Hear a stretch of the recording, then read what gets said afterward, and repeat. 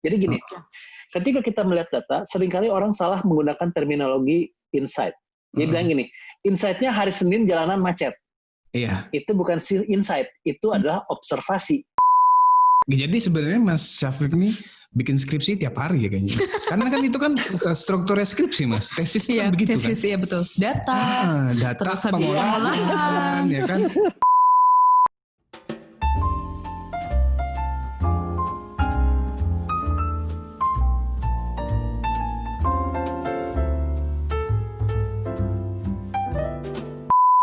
Karena di zaman sekarang yang saya sebut sebenarnya gini, kalau ada yang nanya, Mas sekarang kan kita zaman digital, zaman sosial media, menurut saya sekarang kita bukan zaman itu lagi. Kita tuh udah berada di dalam suatu era yang namanya tuh extended reality era.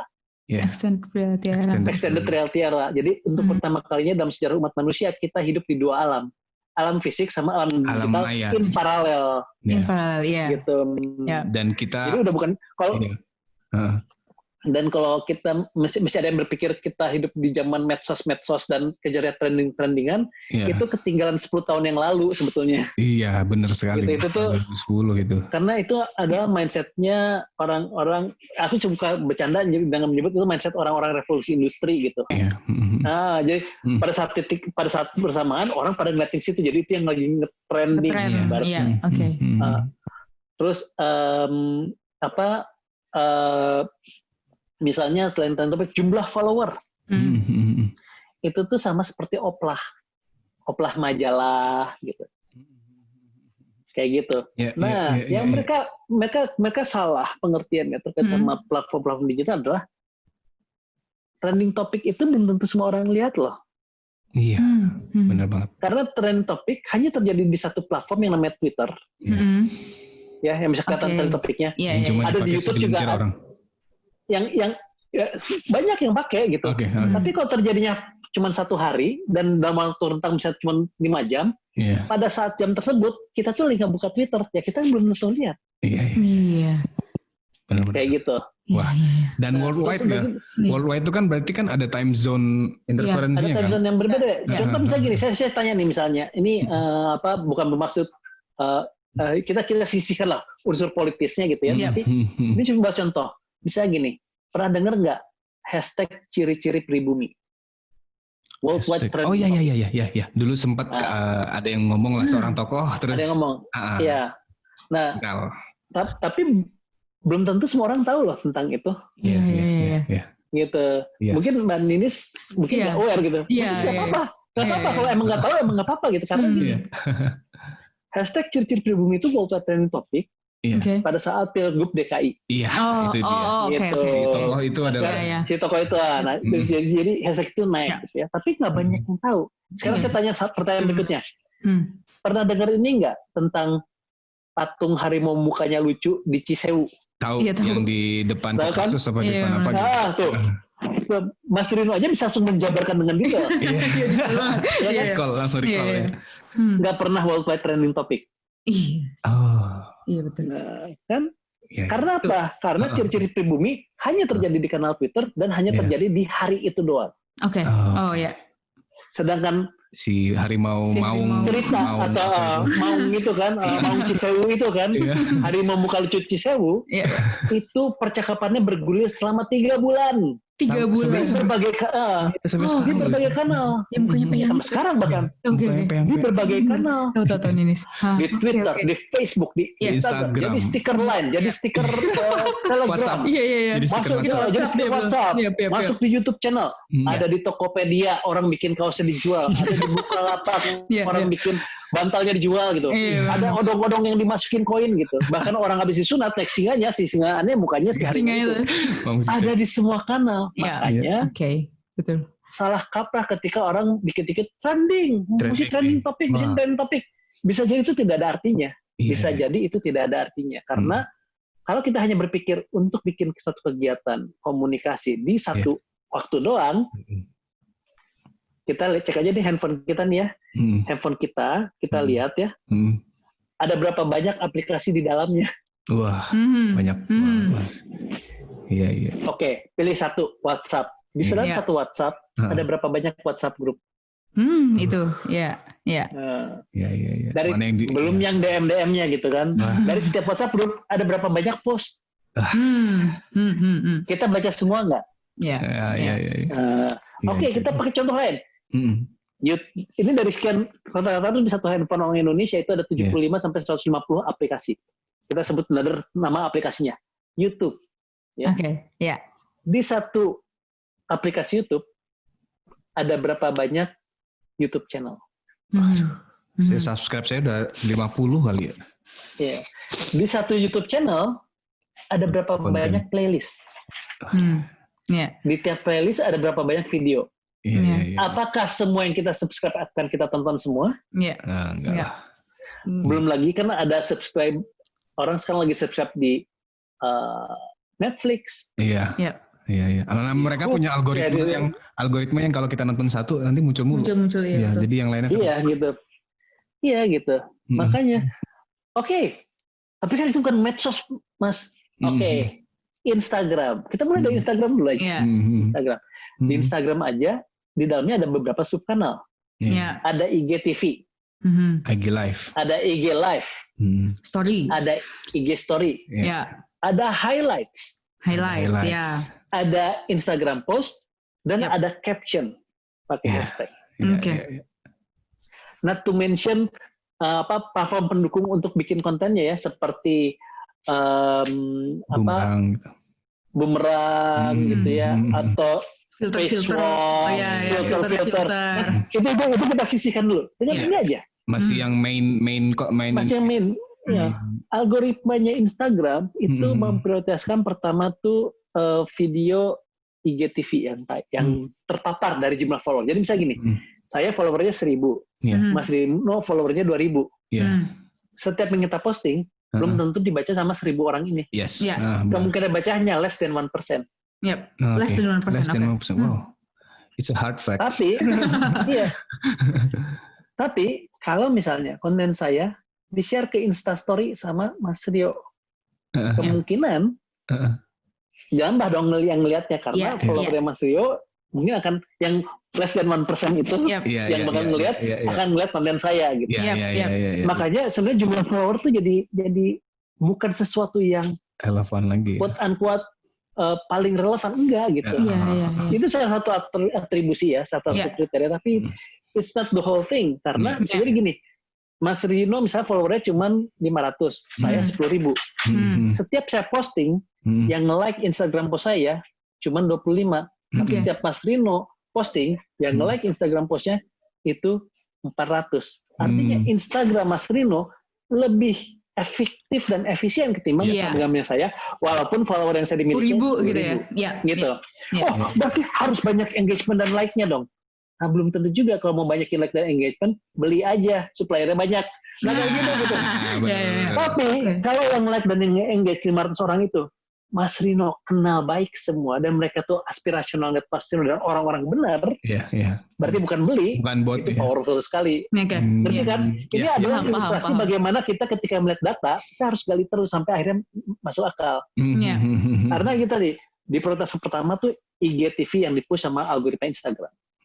Lalu udah gitu IG Live, kemudian IG Story, baru Instagram Feed.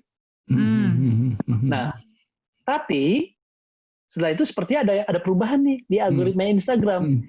Gara-gara waktu itu mereka memprioritaskan tadi yang di Story, Live dan TV, orang jadi jarang posting IG Feed. Sementara iklannya IG kan tayangnya kan selain di Story, di Feed juga. Di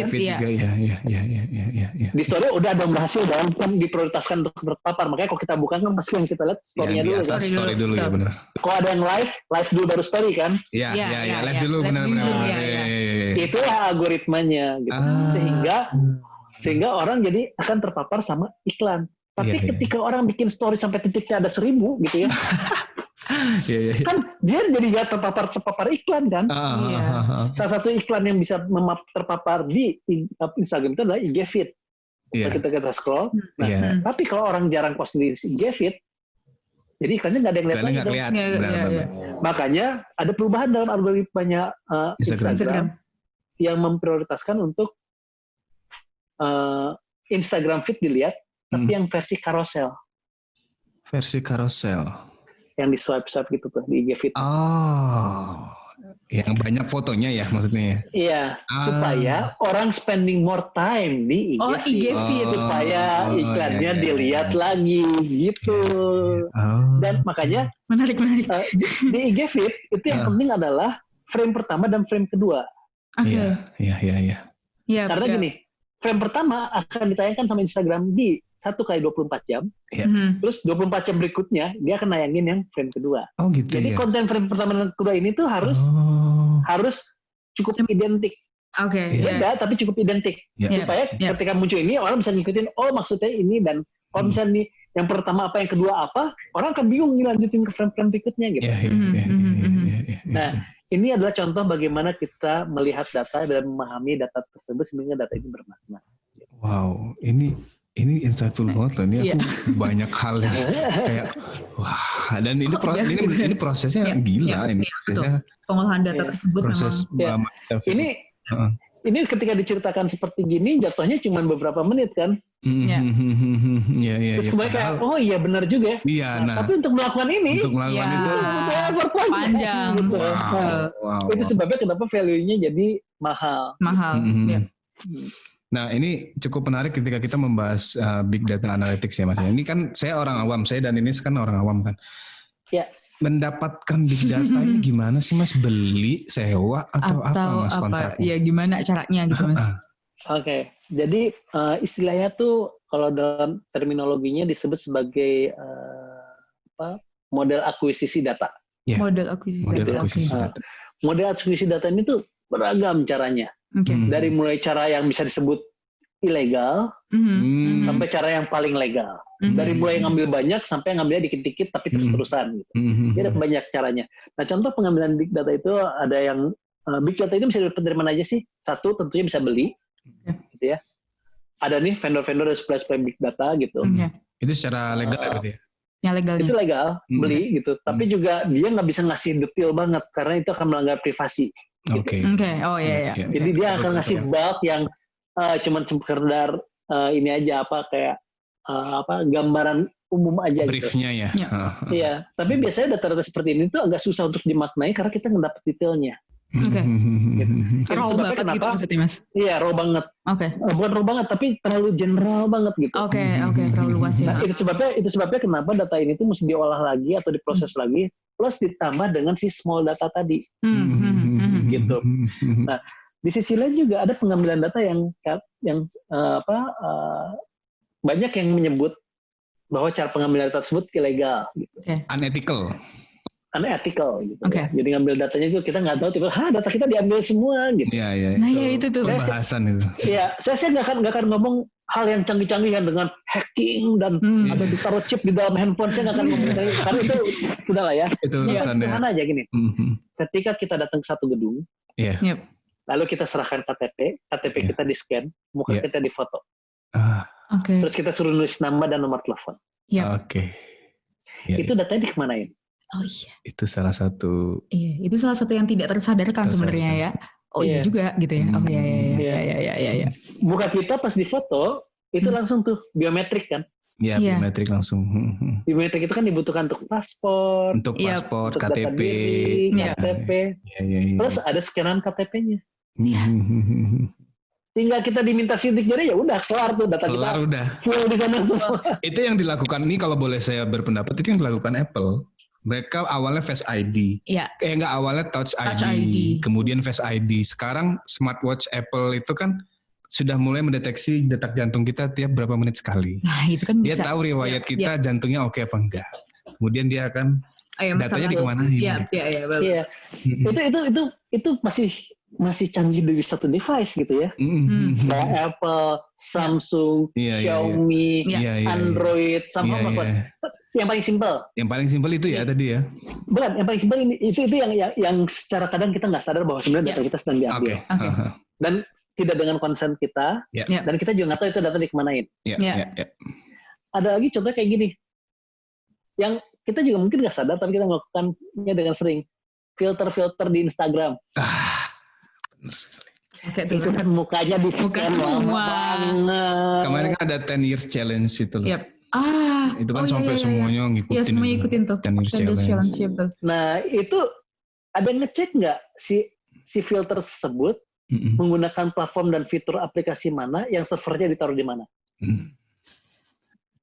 Jangan-jangan Rusia gitu kan. Kan sukanya gitu Rusia. Ya, nggak tahu juga, saya juga nggak tahu gitu saya ya. juga nggak. Saya butuh funding gede untuk melakukan riset tersebut. Oke. Tapi di sisi lain juga ini ada paradoks di situ. Ini deh. Ini kan basically itu kita dengan handphone dan jam tangan tadi ya yang mendeteksi jantung kita, smartwatch, dan setiap kali kita posting selfie di mana-mana itu kan kayak kita tuh di stalking kemana-mana kan? Yes. Ya kita kan story itu kan hampir di mana-mana kan ya? Iya. Kesini di story. Tapi kayaknya buat kita nggak apa-apa lah, gitu kan? Nggak apa-apa lah. Nah, paradoksnya di situ. Paradoksnya di situ. Sekarang bayangin misalnya Mbak Ninis gitu ya, lagi jalan. Terus ada seorang Sarfanto ngintilin, terus ngeliatin, terus motret, ngeliatin. Wah, creep pasti banget. Parno kan? Pasti Parno. Iya. Pasti Parno kan? Iya, pasti. Karena itu cuma saya dan saya nggak bisa mendeteksi semuanya. Iya. Tidak seperti handphone dan jam yang mendeteksi semuanya 24 jam, and it feels okay. Nah, paradoksnya di situ. Iya. Di satu sisi kita pengen privasi, di sisi lain kita tidak melakukan privasi. Itu betul. Peduli amat sama privasi. Nah, ini paradoksnya. Ini kaitannya juga sama tadi data. Oke. Ini ya benar, karena aku pernah ngobrol sama temanku pas masih kuliah di Australia gitu kan. Beberapa tuh berpendapat bahwa service yang dikasih oleh Facebook, WhatsApp itu cukup oke, sampai aku merelakan dataku di mining. Diambil gitu. ya, betul. Karena ya itu paradoks tadi ya. Bahkan mungkin nggak usah ngomongin service dulu lah. Ya aku bisa eksis di sosial media kan sekarang udah jadi sosial status juga kan Mas ya. Dan itu adalah hal-hal yang tidak banyak masyarakat sadari ya sepertinya Mas ya. Betul. Makanya itu ada banyak diskursus dan perdebatan terkait hal tersebut gitu ya. Ada yang bilang bahwa ya kan saya kan dapat sesuatu dari situ banyak yang saya dapetin gitu kan. Jadi ya udah deh gitu. Tapi ada juga yang menyebut itu namanya denial. Iya. Gitu. Ya sebenarnya karena lu merasa ya ini sebenarnya bermasalah tapi it's so overwhelming sampai jadinya pembenaran buat dia. Ada yang bilang kayak gitu juga. Mana yang benar ini masih debatable gitu. Tapi satu hal yang saya tahu adalah kita harus terliterasi secara digital. Oke, literasi digital. Artinya apa? Ketika kita pakai Instagram atau Facebook, kita harus sadar atau terliterasi bahwa semua data diri kita itu akan diambil. Ya. Baik secara ethical maupun unethical. Baik untuk keperluan yang baik dan bermanfaat buat saya, ataupun yang tidak ya. Untuk hal-hal yang justru berbahaya buat saya. Kita harus aware, sehingga kita juga akan berhati-hati mempublish informasi di platform digital. Poinnya itu. Jadi misalnya jangan pernah menaruh nomor handphone pribadi di sosmed. Oh, tapi Mas, kan saya lagi jualan online. Kalau ada yang mau nontak gimana? Pakai handphone yang lain. Jangan handphone yang dipakai untuk keluarga, family. Exactly. Atau nomor handphone yang dipakai untuk mobile banking misalnya. Waduh. Iya. Jangan. Pakai nomor handphone yang memang beli baru aja gitu kan. Mau kamu buang nanti besoknya juga nggak apa-apa. Nggak apa-apa, ya betul. Iya. Terus udah gitu juga, misal ini kejadian di banyak, terutama orang tua muda gitu ya. Kan pas punya anak bangga, pas anaknya masuk sekolah bangga gitu ya. Pas anaknya lulus sekolah bangga, difotoin anaknya. Teman-teman anaknya difotoin, sekolahnya nama sekolahnya kelihatan. Sama dia ditojung. Iya. Little that they know, bisa jadi 2-3 hari kemudian anaknya hilang diculik orang. Karena semua informasi udah ada. Ada, betul. Gitu kan. Kalau yang kan bisa datang yang saya mau jemput misalnya Adi gitu. Di SD kelas 6, kelas 3 SD namanya Adi. Oh, Bapak siapa? Nah, saya diminta sama orang tuanya Adi, nama udah orang tahu tuanya namanya, Pak Amran misalnya gitu kan. Selesai semua itu. Iya, saya soalnya kata Pak Amran sunahnya ke security di sini namanya Pak Dedi ya? Iya saya Pak Dedi. Oke gitu. Pak Dedi saya diminta ke ini jemput si Adi di kelasnya di kelasnya Ibu Ratih. Iya. Yang jam segini katanya lagi ngajar biologi. Lagi ngajar matematik misalnya gitu. Iya. Wow. Itu semua bisa di scraping dari internet. Nggak usah ngomongin hacking ya, nggak usah ngomongin hacking. Itu bahkan diri kita sendiri yang provide informasi itu kan ya Mas ya. Betul. Makanya terbentuk sebuah etika kalau kita foto anak kita di sekolah jangan disebar di internet. Iya. Kalaupun kita ngerasa ini aman disebar, nggak ada identitas lainnya. Iya. Kalau ada muka anak yang lain, di-blur. Iya, benar. Karena kita belum dapat izin dari orang tua. Iya, ini pembahasan menarik juga. Karena gitu. Kami kan tinggal 2 tahun Mas di Australia.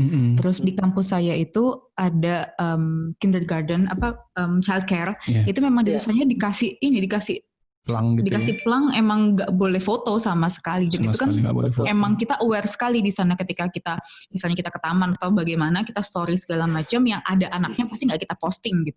Karena nggak ada itu. Karena emang itu unethical, itu nggak ada izin dari orang tuanya. Kan kita harus izin dulu kan itu anaknya masuk situ. Tapi kalau di Indonesia kan enggak. Jadi misalnya kita story aja anak masuk ya udah gitu. Maksudnya tanpa izin orang tua, tanpa consent segala macam. Bahkan anak-anak orang lain juga dipostingin gitu. Postingin ya betul. Iya. Terus di-tagging semua orang tuanya gitu. Dia ketahuan, ada ini gitu.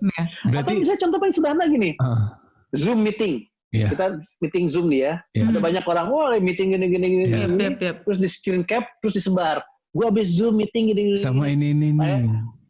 Padahal itu tuh meetingnya tuh sebenarnya meeting tertutup. Iya. Atau misalnya paling sederhana juga gini. Kadang juga saya bisa mengerti misalnya katakanlah di institusi negara kayak kementerian dan lembaga. Kadang salah satu bukti bahwa emang meeting itu terjadi harus difoto.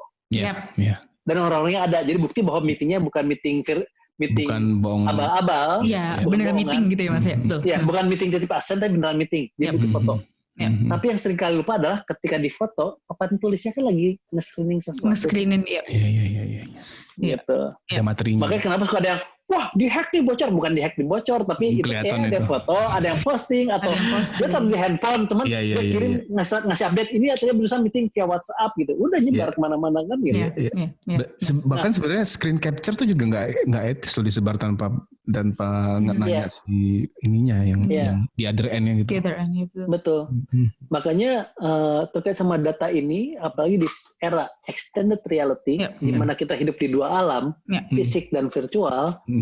Itu memang jadi sebuah keniscayaan untuk kita paham tentang data. Jadi data ini bukan hanya kita pikir kita kalau jualan data kita bisa kaya gitu, bukan cuma itu. Tapi kita perlu paham tentang perilaku data dan bagaimana data ini diambil. Contoh misalnya kayak tadi kan, tadi tuh saya senang sekali karena itu part of my experiment. Ketika Mas Rino bilang, Mas Hafiz sekarang main skateboard ya. Itu tuh sebetulnya adalah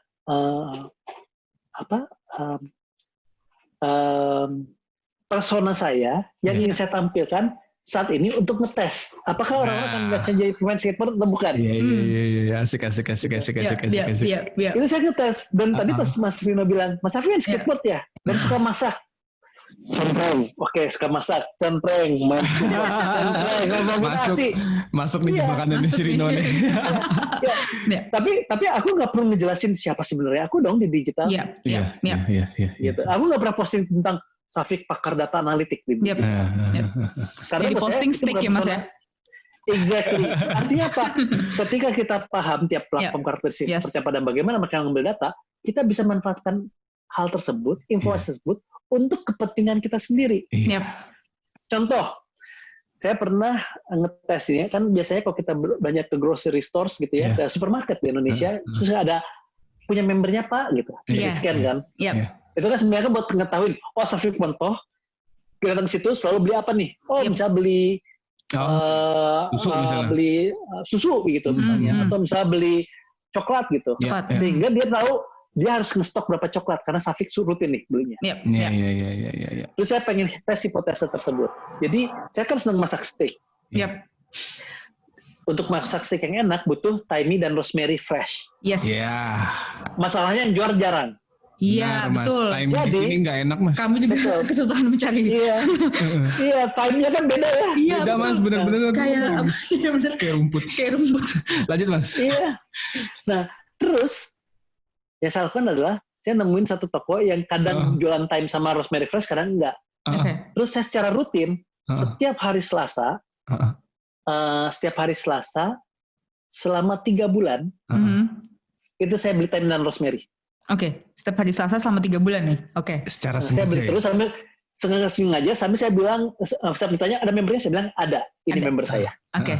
Sehingga itu tercatat bahwa minimal setiap hari Selasa. Ya. Dan Selasa sama Kamis kalau nggak salah. Oke. Itu saya selalu beli rosemary. Beli langsung dua dan cepat habis. Setelah itu bulan ke-4, ke-5, ke-6 rosemary dan thyme itu selalu ada. Oke. Artinya kita bisa ngajarin si algoritma, si pemilik platform untuk kepentingan kita. Itu sebabnya penting kita untuk paham tentang data. Kita penting paham tentang literasi digital. Supaya semua tools ini juga bermanfaat buat kita selain bermanfaat buat yang punya platform gitu. Benar. Supaya agenda kita juga nyampe gitu. Kita butuh kita butuh masak steak, butuh thyme sama rosemary ya tersedia gitu ya. Kita ini aja kita olah aja si supermarket ini. Benar menarik sekali. Betul. Penggunaan data yang sangat-sangat komprehensif ini. Betul. Makanya data itu kalau misalnya dengar kata big data bukan hanya percakapan media sosial. Big data itu sangat banyak sekali. Dari mulai tadi tuh muka kita difoto dan KTP kita di scan setiap masuk gedung gitu. Sampai ke yang kadang-kadang kita yang agak repot gitu kan. Sampai kayak yang agak repot bikin filter di Instagram. Kemarin ini kalau ngomongin fenomena ya, kemarin tuh aku pernah sempat baca cerita. Jadi Apple itu sempat melarang penggunanya untuk menutup webcam laptopnya. Karena alasannya tuh kayak maksa banget. Security. Jadi alasan mereka jarak antara layar sama case itu sangat tipis sehingga kalau dikasih cover bakalan pecah nih layarnya. Oke. Ini kan. Maksudnya ya kita ngerti lah kemana arahnya kan. Kalau webcam ditutup kan mereka nggak bisa akses ini kita di mana gitu-gitu. Cuman kok kayaknya maksa banget itu alasan dan itu official loh. Itu alasan official loh Mas. Jadi benar-benar segitunya apa ya? Mungkin saya bisa bilang industri data ya. Industri data ya. Mungkin sebetulnya itu secara argumentasi betul. Bahwa ketika ditutup kan jadi jendol. Ketika begini nutupnya nggak sempurna, bisa pecah, kacanya bisa pecah atau nggak ketutup dengan benar dia panas dan sebagainya. Tapi kan kita bisa pakai namanya one tag tuh nggak yang kayak malam kecil gitu. Tipis banget ya betul. Yang kayak malam terus tempel gitu ya. Tapi pas mau ditutup lepas dulu. Lepas lagi. Nah, kalau saya pakai lakban yang tipis banget atau selotip yang tipis banget, yang gelap gitu, pokoknya tipis lah, sehingga dia tuh nggak ada ketebalannya. Halo, anaknya Mas. Itu bukan ini. Istri saya nyuguhin. Gua masih sambil makan aja nggak apa-apa kalau kita. Santai banget. Jadi sebetulnya gini, pinternya mereka adalah mereka selalu punya argumentasi yang masuk akal untuk kepentingan akses mereka terhadap data. Nah, kita juga perlu argumentasi yang masuk akal untuk sehingga kita bisa bagaimana kita menggunakan platform tersebut untuk benefit atau agendanya kita sendiri, secara data juga. Jadi saya nggak pernah posting tentang bahwa saya ini misalnya adalah seorang strategis, gitu. Saya nggak pernah posting tentang afiliasi politik saya kemana, gitu. Saya nggak pernah posting tentang saya lagi sholat, saya lagi zikir, gitu. Karena di satu sisi nama saya tuh depannya Mujahid. Mujahid Syafiq Mahmud Ahmad gitu. Pada saat itu saya punya kekhawatiran, wah saya kok mau apply visa ke US, gimana caranya nama depannya Mujahid gitu kan. Tapi karena saya memanage persona saya di ranah digital dengan sangat baik, alhamdulillah saya dapat sampai 2022 visanya. Jadi saya dapat yang 6 tahun visa ke US-nya gitu. 6 tahun. Karena mereka juga ngecekin kan pasti si visa officer. Visa officer itu bahkan kayak Iya, dan pada saat saya menjelang apply, saya tuh banyak sekali berkegiatan bersama US Embassy. US Embassy, oke. Ada situ posting bersama, terus selalu menjadi support lah gitu. Nah, itu kan bagian dari kita bagaimana memahami tentang data yang kita publish dalam digital akan digunakan untuk apa? Yes, betul. Makanya kita harus berhati-hati untuk mengeluarkan informasi atau data kita ke ruang publik. Bahkan orang seperti saya aja yang udah sepertinya paham segala macam, pasti tetap bisa kepleset kok gitu. Iya. Kadang-kadang kepleset ya Mas ya. Iya, saya juga masih pernah kepleset. Saya pernah dieksekusi gara-gara terpleset tersebut gitu ya. Dimarahin banyak orang, diancam mau dibunuh, pernah. Gara-gara kepleset gitu. Iya. Saya pernah, tapi saya nggak akan nyalahin siapa-siapa gitu. Saya akan bilang, berarti saya tetap kurang hati-hati. Jadi kayak nggak, orang seperti saya aja bisa kepleset. Gimana orang lain gitu? Iya, paham. Itu sebabnya kenapa kita harus aware, literasi digital. Literasi digital, yes, betul. Tadi aku mau nanya apa ya? Apa namanya? Aduh lupa aku mau nanya apa. Ini pertanyaan itu kayak nyangkut tuh loh Mas, kayak bener-bener ini tuh.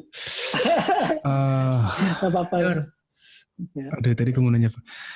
Oh iya, kan mereka kan melakukan kalau kita ngomongin visa officer kan berarti mereka melakukan cek kan. Apakah jargon yang ada di sosmed itu bahwa jejak digital nggak pernah hilang tuh benar Mas? Jadi misalnya kita udah hapus pun, apakah masih bisa di retrace itu sama orang yang punya means of intelligence-nya ya?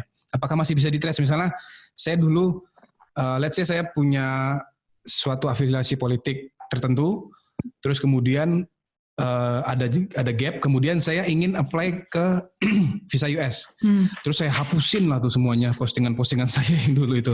Itu masih bisa di trace nggak Mas? Kalau misalnya masih bisa di trace atau enggak, bisa jadi masih bisa di trace, bisa jadi juga enggak, tergantung seberapa jago ngebersihinnya gitu. Tergantung. Oke. Dan seberapa effortnya ya si office. Betul, seberapa effort. Tapi kan ini kan sebenarnya kayak kucing-kucingan gitu ya. Itu kalau misalnya dia punya rekam jejak yang jelek terus di digital terus ya aku mau ngapus-ngapusin dulu gitu. Terus pas lagi dihapus-hapusin gitu terus saya nanya, kenapa tiba-tiba ngapus-ngapus? Nah, aku nggak tahu hidupnya tuh gitu. Jadi sebetulnya gini, sebenarnya mendingan apapun yang udah kita lempar ke digital, kita harus aware. Kalau udah keburu, ya udah. Kita harus hidup berdampingan dengan rekam jejak digital yang kita publish. Jangan dihapus ya malah ya. Jangan dihapus dan jangan dinaik juga seperti saya. Saya pernah kepleset gitu. Saya pernah dimarahin banyak orang gitu ya, sampai dihina-hina gitu ya, sampai dianggap wah parah banget. Tapi saya nggak pernah hapus rekam jejak tersebut. Oke. Terus pasti tanya, kenapa Mas Afiq ngapus ini, kan berarti kan ngasih image yang jelek. Enggak, saya mau cerita bahwa saya akan jadikan itu sebagai monumen digital. Supaya orang bisa lebih berhati-hati dan belajar dari case saya. Oh, sangat-sangat. Gitu. Bijaksana sekali. Nah, tapi benar sih. Artinya kan saya dan saya nggak bohong gitu. Saya bukan spin doctoring supaya saya tetap lihat tren. Enggak, saya bilang emang saya salah. Walaupun ada yang bilang sebenarnya itu kan bukan salah Mas Afiq, itu kan gara-gara gini. Udah nggak apa-apa lah. In the end ini terjadi. Artinya saya tuh kurang berhati-hati. Jadi saya nggak akan it is what it is gitu. Saya nggak akan nunjuk hidung siapa salah siapa enggak. Saya akan lihat artinya saya mesti lebih berhati-hati. Itu sebabnya kenapa saya mulai dari kejadian itu saya mulai nata aset digital saya seperti gimana gitu. Itu aja, baik saya udah hati-hati aja masih bisa kepleset. Kalau sesuatu yang saya terlalu mungkin saya lengah gitu. Jadi tapi kalau orang mau belajar, jadi orang mau belajar tentang gimana rasanya dipersekusi, gimana orang tuh kalau lagi marah seperti mana, bisa lihat tuh gitu. Monumen digital yang sengaja saya tidak hapus. Nah, gitu. Jadi dengan literasi digital tadi membuat kita menjadi orang yang lebih dewasa ya. Jadi lebih. Betul. Dan juga kita akan embracing our past dan bisa menjelaskannya dengan baik ke orang-orang bahwa itu as and udah selesai. Jadi misalnya saya kelihatan nih lagi afiliasi politik dengan partai A gitu. Ya saya nggak akan hapus itu. Saya akan bilang memang betul saya kenal orang-orang gini. Tapi setelah itu kan time move on. Dan saya udah nggak di situ lagi. Itu nggak apa-apa jadi rekam jejak sejarah gitu bahwa saya pernah kenal orangnya. Tapi sekarang saya udah di sini gitu. Kayak gitu. Kedewasaan. Jadi ketika ada yang bisa bilang, tapi kan lu pernah kenal. Ya, saya nggak pernah bilang nggak pernah kenal. Saya pernah kenal, tapi cuma tanggal segitu doang tuh ketemunya gitu. Kebetulan saya waktu itu masih bego, semua diposting ya udah gitu. Kan manusia juga daripada daripada dihapus sebenarnya kenapa dihapus? Ayo baca dong. Salah lagi kan gitu. Malah kayak terkesan ingin Mas, pengen kelihatan sempurna ya Mas ya. Iya gitu. Padahal yang tidak ada salahnya gitu. Padahal manusia kan pasti pernah bikin salah gitu ya. Pasti. Betul. Dan itu kan jadi kayak scar in our body gitu. Jadi kayak bekas-bekas luka yang we have to wear it with pride sebetulnya. Kita tunjukin this is my scar gitu. And I'm okay. Nah, kayak gitu. That's the word. Itu dia tadi. Betul. Dengan kita membicarakan data malah banyak dengan pembahasan literasi digital, banyak tentang kedewasaan dalam menggunakan sosial media. Karena semuanya tuh berangkatnya dari tadi pemahaman tentang data tadi gitu. Ini berarti kan tadi Mas Syafiq juga pernah tadi Mas Syafiq bilang bahwa nggak hanya orang yang punya bisnis yang ingin mengumpulkan data, bahkan Mas Syafiq juga ingin orang-orang yang personal branding itu juga ada ya Mas ya, yang konsul ke Mas Syafiq. Ada. Jadi gimana Mas? Jadi apakah treatmentnya sama, apakah gimana gitu? Biasanya kalau orang yang datang ke saya langsung gitu ya, saya selalu tanya di awal, tadi why-nya apa? Gitu. Karena jangan sampai kita membangun sebuah persona yang sebenarnya itu bukan kamu gitu. Dia nggak akan bisa survive dalam digital kok kayak gitu. Misalnya dia nggak suka minum kopi, tapi dia pengen kelihatan seperti peminum kopi gitu. Yes. Beda dengan dia belajar, dia awalnya nggak suka kopi, terus belajar terus setiap hari sampai akhirnya memaksakan diri suka ya Mas ya. Mungkin itu bisa lebih legit itu lain lagi. Tapi kan itu bakal takes time. Itu pun ketika dia belajar terus memaksakan diri untuk suka kopi, tapi emang pada dasarnya dia nggak suka kopi gitu. Iya. Tetap akan kesalip sama orang yang dari dulunya suka kopi. Dia tuh kayak napas ngomongin kopi itu gitu. Itu pasti udah jomplang. Tapi bukan berarti dia nggak bisa ngomongin kopi. Gimana caranya? Caranya adalah saya nih orang yang nggak bisa minum kopi, tapi saya pengen tahu tentang kopi kayak gimana sih. Saya kumpulin expert kopi. Jadi saya tuh bisa ngomong tentang kopi, gitu. Tapi kita harus jujur dulu sama diri kita sendiri dan jujur publik bahwa bahwa saya nih kayak gini. Belajar kopi misalnya kalau tadi ini case-nya. Saya sampai detik ini kalau minum kopi nggak bisa gitu. Tapi saya pengen tahu kenapa sih orang pada mau minum kopi. Jadi curiosity-nya yang dibangun. Yang repot adalah udah dia nggak minum kopi. Dia juga sebenarnya nggak curious amat tentang kopi juga, tapi karena katanya kopi lagi ngetren, jadi dia memaksakan diri untuk itu makar gitu. Gitu ya. Itu sebabnya kenapa ada, kalau nggak salah ada gambar ilustrasi digital gitu ya di internet yang ada gambar kucing gitu lagi gitu di Instagram. Like-nya banyak, terus ada kucing sebelahnya ngeliatin, dia coba hal yang sama, yang like cuma 2. Karena itu tadi yang satu genuine, yang satu pengen fabricated. Wow, berarti harus jujur. Jangan gini, jangan kita mendinai bahwa kita tuh orang yang nggak bisa dulu awalnya. Terus kita pengen bikin, kita tuh dari dulu suka gitu loh. Jadi prosesnya itu. Jadi curiosity-nya itu yang perlu dibangun. Prosesnya itu yang atau misalnya gini, udah saya nggak suka kopi, saya juga nggak terus amat gitu ya. Iya itu udah. karena cuan dong. Tapi kan karena saya pengen ngomongin kopi, gimana caranya? Ada juga cara keluarnya. Caranya adalah saya gini. Saya tuh nggak tertarik amat ngomongin kopi, curious juga enggak, minum kopi juga nggak bisa, gitu. Cuman ini teman saya nih maksa-maksa saya. Iya. Ya dibawa temennya, jadi saya ngomong juga gitu. Gitu. Jadi kita harus true to ourselves. Nah, tapi juga gini, itu kalau kita sebagai public figure pengen menggunakan kanal digital untuk dikenal, kita harus true to ourselves. Beda seperti saya menggunakan kanal digital untuk untuk agenda saya nih. Gitu. Jadi saya tidak akan posting hal-hal yang tidak sesuai dengan apa yang saya publish. Kayak gitu. Kayak gitu. Jadi saya nggak perlu nunjukin diri saya yang sebenarnya kayak gimana. Gitu. Tapi apa yang saya tunjukkan emang part of me, tapi nggak semuanya. Only a glimpse. Gitu.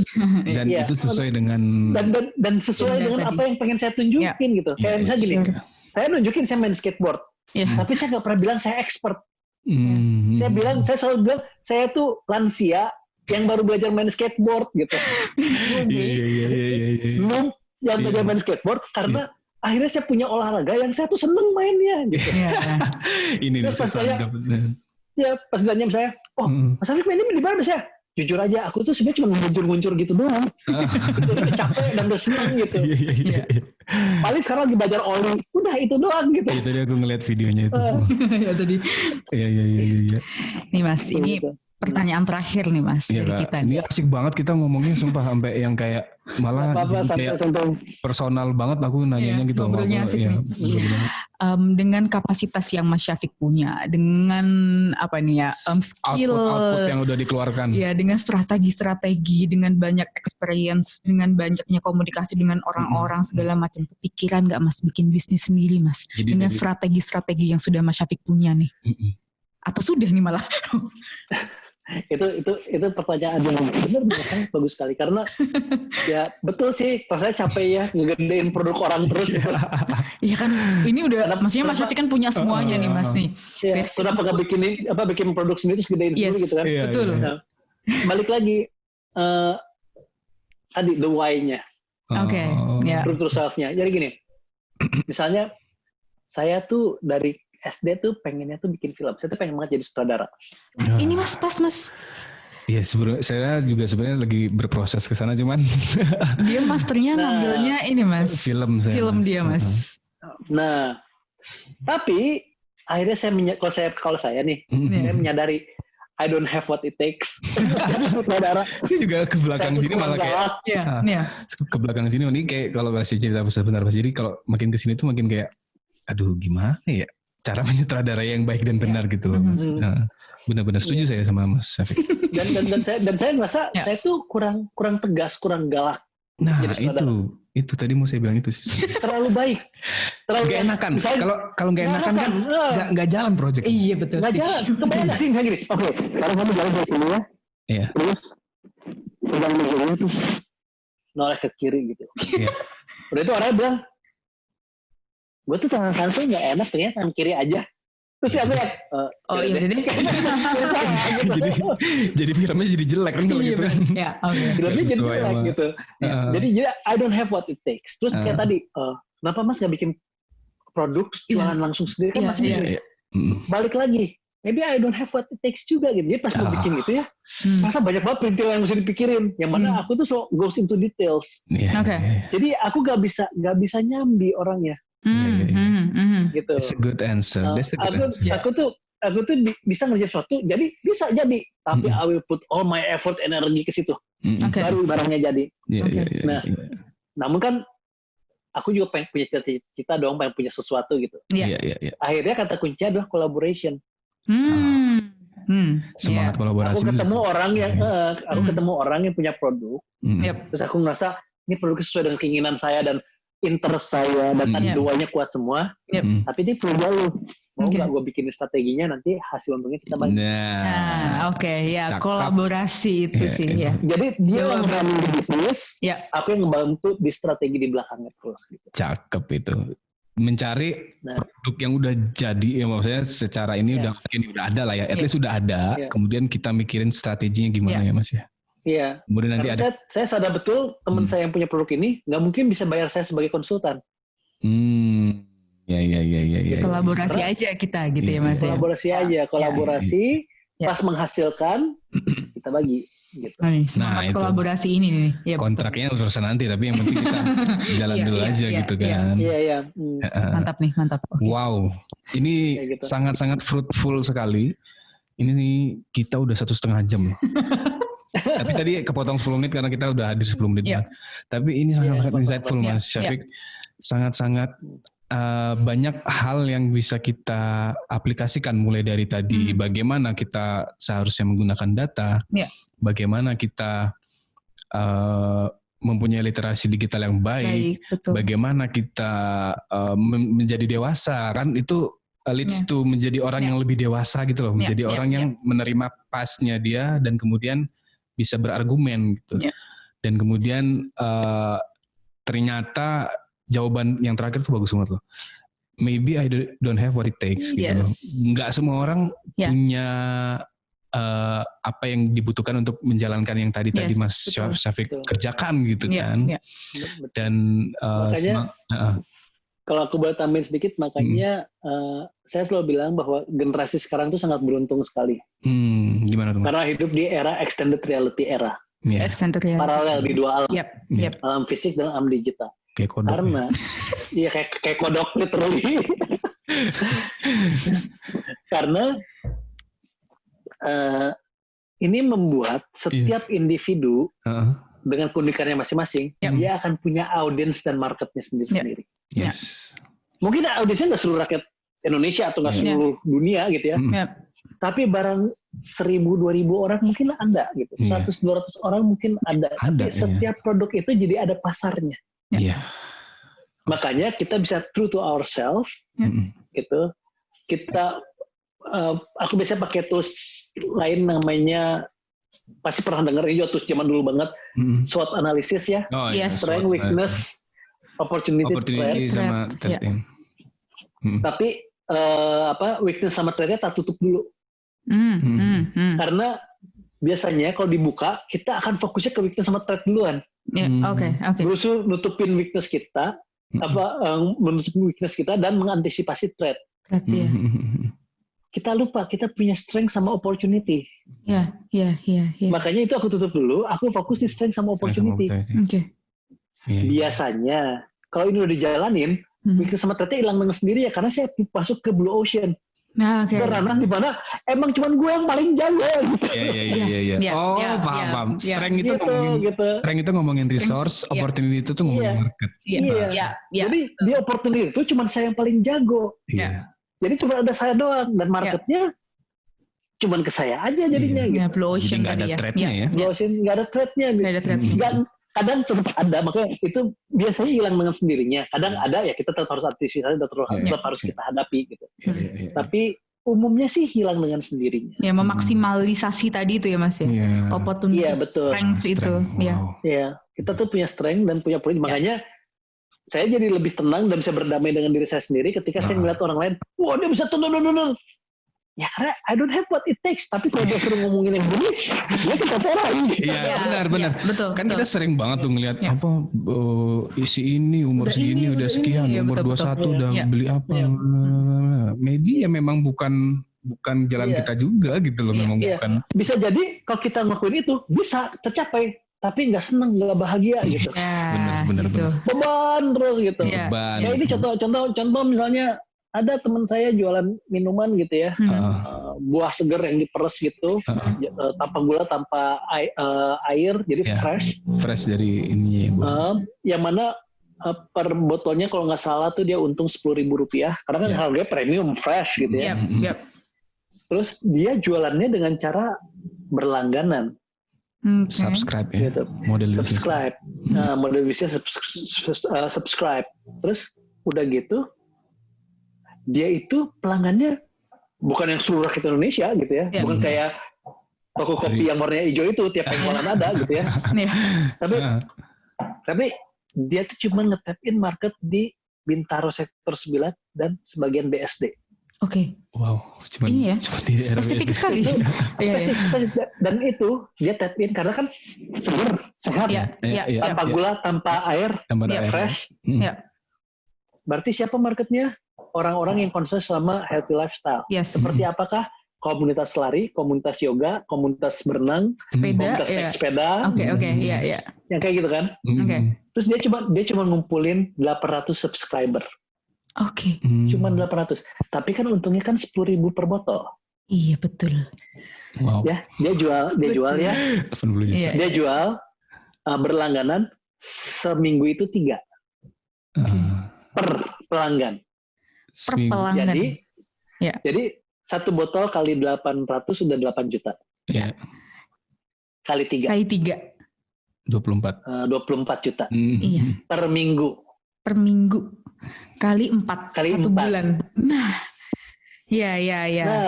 Nah, ada orang yang udah bahagia punya penghasilan 90 sampai 100 juta per bulan. Udah happy. Udah cukup ya. Udah cukup.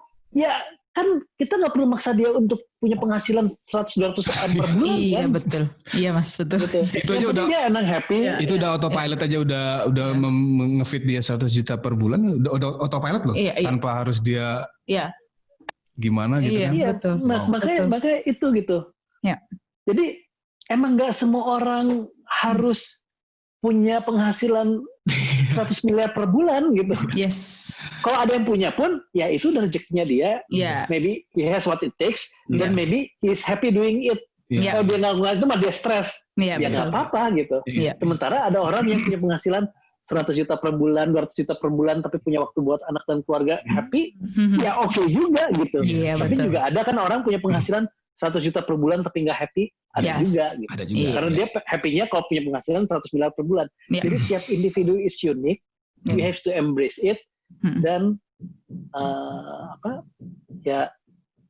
kalau kita nggak bisa melakukan sesuatu dan coba gagal terus, maybe it's not your path gitu. Iya. Wow, itu dia tadi Mas Syafiq. Aku masih kayak anjir, masih mencoba untuk menggrasp semua ilmu-ilmu tadi. Itu tadi dia Mas Syafiq Ponto. Gak apa-apa, kan direkam. Bisa diulang-ulang. Bisa didengar lagi.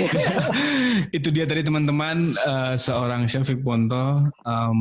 Banyak sekali tadi resource yang bisa kita ambil. Tuh. Ini salah satu podcast terlama kita, Mas. Terlama kita. Biasa sih.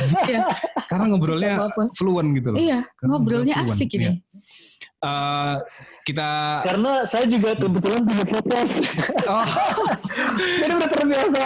Apa tuh Mas channelnya Mas namanya Mas? Channelnya namanya Di Hukum Podcast. Di Hukum Podcast. Di YouTube ya? Iya. Di Spotify ada. Spotify, oke siap. Ada. Itu bisa Mas. Wah siap. Saya ngomongin tentang hukum waktu itu. Oke. Asik nih. Tapi balik lagi, positioningnya adalah saya bukan pakar hukum. Saya kan nggak ngerti tentang hukum. Iya. Jadi saya nanya ke orang-orang yang pakar terhadap kejadian sehari-hari yang saya hadapi yang ternyata berhubungan sama hukum. Oke. Jadinya kita lebih tahu ya. Iya, misalnya ketika tetangga saya parkir depan rumahnya dia, tapi selalu ngalangin jalan keluar mobil saya gitu. Saya tuntut nggak sih? Oh iya, kayak gitu-gitu ya. Siap. Mungkin terkadang itu dialami oleh 20.000 orang di Jakarta ya kan? Iya betul. Dan gitu mereka nggak tahu harus tanya ke siapa loh sebenarnya. Iya, dan kayak punya batin aja, cuma nggak tahu nanya sama ini dia. Please tolong visit teman-teman podcastnya Mas Di Hukum Syafiq. Podcast Di Hukum Podcast Spotify. Di Spotify. Wah, kita juga segera meluncur nih Mas kayaknya nih abis ini. Siap. Semoga Mas Syafiq selalu diberi kesehatan dan istri dan anak-anak. Sama-sama. Terima kasih semoga banyak. apa yang dikerjakan mampu bermanfaat bagi keluarga dan bagi masyarakat. Kita mungkin akan kontak-kontakan lagi untuk misalnya nanti ada dengan senang hati. Dengan ada pembahasan yang baru kali ya Mas ya. Iya, kita cerita apa lagi nanti misalnya. Siap. Ayo. Itu dulu ya Mas. Dengan senang hati. Oke, sama-sama. Terima kasih Mas Syafiq. Terima kasih banyak Mas. Terima kasih juga. Sampai ketemu lagi. Terima kasih banyak. Waalaikumsalam.